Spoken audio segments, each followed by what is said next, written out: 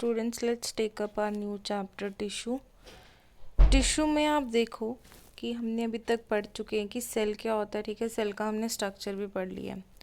अब हमें पता होना चाहिए कि व्हाट इज़ टिश्यू। तो जब ये एक एक सेल जुड़ कर के ग्रुप बनाते हैं तो उसको हम टिश्यू बोलते हैं। पर्टिकुलरली वो ग्रुप जब एक ही तरीके का फंक्शन जो है वो कैरी करेगा। ठीक है, जब एक ग्रुप ऑफ सेल हैं, ठीक है, वो मिल करके एक ही फंक्शन परफॉर्म करेंगे तो हम उस टाइप ऑफ सेल को उस type of group of cells को क्या बोलेंगे?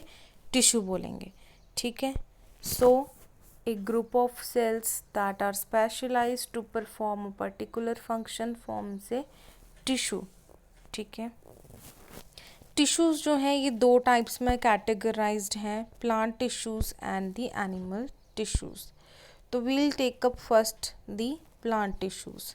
तो plants since they do not move, plants move नहीं करते हैं, इसलिए प्लांट्स क्या हैं? वो स्टेशनरी हैं।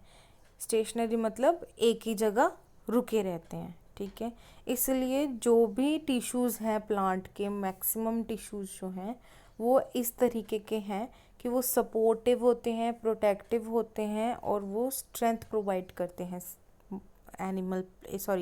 स्ट्रेंथ प्रोवाइड करते हैं प्लांट को। ठीक है, इसलिए जितने भी टिश्यूज़ हैं ये कैसे होते हैं? सपोर्टिव। ठीक है, that provides them with structural strength. ठीक है, सपोर्टिव एंड स्ट्रक्चरल स्ट्रेंथ। ये मोस्टली डेड टिश्यूज़ होते हैं। क्यों? क्योंकि डेड टिश्यूज़ जो हैं वो ज़्यादा स्ट्रेंथ प्रोवाइड कर सकते हैं in comparison to the living cells, इसलिए जो है और उनको लेस मेंटेनेंस रिक्वायर्ड होती है, लेस एनर्जी रिक्वायर्ड है, लेस उसको हम लोग मेंटेन करना पड़ता है। ठीक है, इसीलिए जो है प्लांट टिश्यूज़ जो होते हैं वो क्या होते हैं? डेड होते हैं, और ताकि वो मैकेनिकल स्ट्रेंथ प्रोवाइड कर सकें, इसीलिए।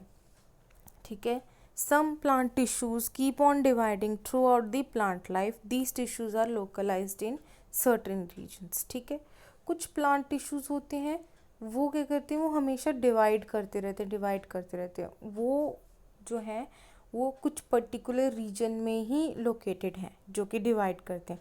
पूरी प्लांट बॉडी में नहीं मिलेंगे, वो पर्टिकुलर छोटी छोटी जगह पे मिलेंगे वो cell.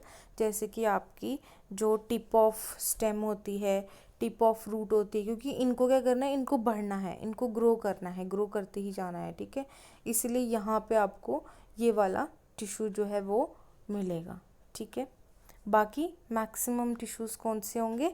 Dead tissues. Types of plant tissues का अगर हम लोग चार्ट देखेंगे, सो प्लांट टिश्यूज़ जो हैं ये कैटेगराइज्ड हैं मेरिस्टेमेटिक टिश्यू, परमानेंट टिश्यू। ठीक है, दो कैटेगरीज में, meristematic and the permanent tissue. Meristematic tissue में further you are having the three categories, apical tissue, lateral tissue and intercalary tissue. Permanent tissue में आपके पास सिंपल टिश्यू है, कम्प्लेक्स टिश्यू है। एंड परमानेंट सिंपल में आपके पास parenchyma, collenchyma, sclerenchyma and the protective tissue आता है आपका सिंपल परमानेंट टिश्यू में। कम्प्लेक्स टिश्यू में you are having the phloem and the xylem. ठीक है, ये चार्ट है आपके पास किसका? Classification of the plant tissue. So आज हम लोग कैरी करते हैं meristematic tissue. Based on the dividing capacity of the tissue, various plant tissues can be classified as growing or the meristematic tissue and permanent tissue, which have further subdivisions as explained below। तो ये जो division है plant tissues की, ये किस पे है कि इनकी कैपेसिटी है डिवीज़न की कि नहीं है। ठीक है, वेदर दे डिवाइड और नॉट। जो टिश्यूज़ डिवाइड करते हैं उनको बोलते हैं मेरिस्टेमेटिक टिश्यू। ठीक है, वो टिश्यू जिसकी कैपेसिटी है डिवीज़न की उनको हम क्या बोलते हैं? Meristematic tissue. ठीक है, those tissues that can divide. ठीक है, so meristematic tissues they are responsible for the growth in plants. So since ये डिवाइड कर सकते हैं इसलिए ये ग्रोथ करवा सकते हैं प्लांट की। इसमें जो है मेरिस्टेमेटिक टिश्यू जो है वो हमारे पास 3 टाइप्स में मिलता है, ठीक है। First type is the apical meristem, ये आप डायग्राम में भी देखो। पहला क्या है, एपिकल मेरिस्टेम है, दूसरा है लेटरल मेरिस्टेम एंड तीसरा है इंटरकैलरी मेरिस्टेम, ठीक है। एपिकल मेरिस्टेम वो है जो कि ग्रोइंग टिप्स पे प्रेजेंट होता है, ठीक है, जैसे कि tip of the stem and tip of the root, ताकि ये क्या कर सके, लेंथ इंक्रीज कर सके, ठीक है, increase the length of the plant. तो उसके लिए जो कौन सा टिश्यू रिस्पॉन्सिबल है लेंथ ऑफ प्लांट के लिए, वो है एपिकल मेरिस्टेम। दूसरा हमारे पास क्या है, लेटरल मेरिस्टेम। दूसरा हमारे पास है लेटरल मेरिस्टेम। तो लेटरल मेरिस्टेम वो है जो कि बार्क होती है जो प्लांट की, उसी के नीचे प्रेजेंट होता है, ठीक है।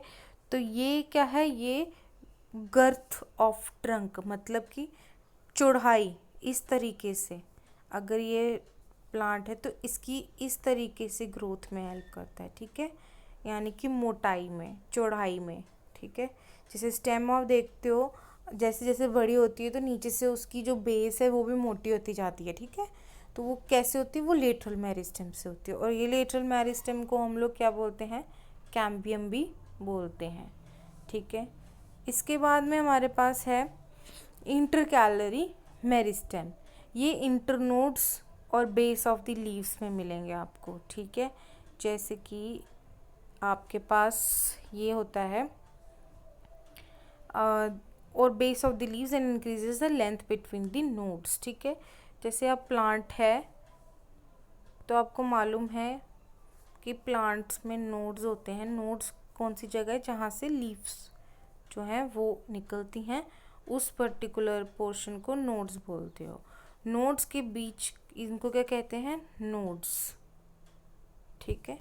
ये आगे नोड्स, नोड्स कौन से एरियाज है जहाँ से लीफ या बर्ड्स जो हैं वो निकलती हैं।